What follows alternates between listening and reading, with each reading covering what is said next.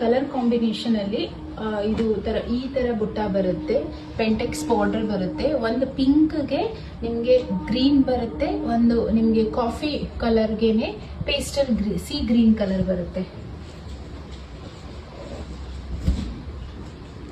ಇದು ಬಂದು ನಿಮ್ಗೆ ನೋಡಿ, ಇದು ಪಲ್ಲು ಕೂಡ ಡಿಫ್ರೆಂಟ್ ಆಗಿ ಕೊಟ್ಟಿದ್ದಾರೆ. ಮತ್ತೆ ಇದು ಬುಟ್ಟಾದಲ್ಲಿನೇ ಬ್ಲೌಸ್ ಬರುತ್ತೆ. ಈ ತರ ಆಲ್ ಓವರ್ ದ ಬಾಡಿ ನಿಮ್ಗೆ ಈ ತರ ಬರುತ್ತೆ.